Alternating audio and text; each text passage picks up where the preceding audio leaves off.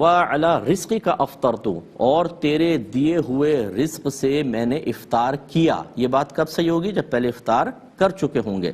تو اکثر ایسی ہوتا ہے ہم پہلے دعا پڑھتے ہیں پھر کھجور کھاتے ہیں۔ گناہ تو نہیں ہے لیکن بہرحال سنت بھی نہیں ہے۔ سنت یہ ہے کہ پہلے افطار کریں اس کے بعد دعا پڑھیں۔ بسم اللہ الرحمن الرحیم۔ افطاری کی یہ جو دعا ہے، اللہم لک صمت وبک آمنت وعلیک توکلت وعلی رزقک افطرت، اس کے بارے میں اکثر ویڈیو آتی رہتی ہے سوشل میڈیا پر، یوٹیوب پر، کہ یہ دعا بعد میں پڑھنی چاہیے، اور اس دعا کے میں جو الفاظ آئے ہیں وہ بعد پر دلالت کرتے ہیں۔ دیکھیے حدیث میں تینوں اشارے ملتے ہیں، یعنی پہلے پڑھنے کے بھی، بیچ میں پڑھنے کے بھی اور بعد میں پڑھنے کے بھی۔ تو اس دعا کو پہلے بھی پڑھ سکتے ہیں، بیچ میں بھی پڑھ سکتے ہیں اور بعد میں بھی پڑھ سکتے ہیں۔ لیکن اگر کوئی یہ کہتا ہے کہ نہیں اس کو بعد میں ہی پڑھنا چاہیے اور اسی پر اصرار کرتا ہے تو یہ ٹھیک نہیں ہے، کیونکہ حدیث میں تینوں اشارے ہیں، پہلے کے بھی، بیچ کے بھی اور بعد کے بھی۔ تو اگر کوئی کسی ایک پر عمل کر لے تو بہتر ہے۔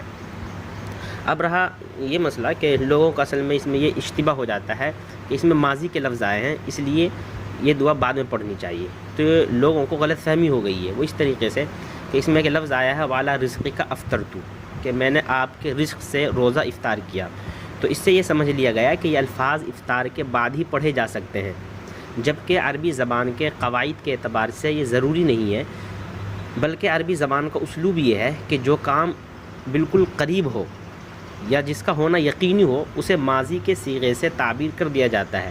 چنانچہ اقامت کے کلمات میں ایک لفظ آتا ہے جب اقامت کہی جاتی ہے نماز کے لیے، قد قامت الصلاۃ، یہ کہا جاتا ہے، جس کا مطلب ہے نماز قائم ہو گئی، حالانکہ ابھی تو نماز شروع بھی نہیں ہوتی، بلکہ چند لمحات کے بعد تکبیر تحریمہ کہہ کر نماز شروع کی جاتی ہے، لیکن صفوں کی درستی اور نماز کی مکمل تیاری کے بعد نماز قائم ہونا قریب الوقوع ہو جاتا ہے، اس لیے کہا جاتا ہے کہ تحقیق نماز قائم ہو گئی۔ اسی طرح جب روزہ افطار کرنا یقینی ہو جاتا ہے اور افطار کا وقت مکمل ہونے پر روزے دار افطار شروع کرنے لگتا ہے تو عین اسی وقت اس دعا کو پڑھنا عربی زبان کے قواعد و ضوابط کے لحاظ سے درست ہے۔ تو اگر کوئی پہلے پڑھ رہا ہے تو یہ بھی درست ہے، چونکہ افطار کرنا بالکل یقینی ہے، تو اسی پر محمول کرتے ہوئے اس کو پڑھا جا سکتا ہے۔ بہرحال امت کا معمر و امت کا تعامل یہی ہے کہ یہ دعا افطار کرنے سے پہلے افطار شروع کرتے وقت پڑھی جاتی ہے، اس لیے زیادہ مناسب یہی ہے کہ اس دعا کو پہلے ہی پڑھی جائے۔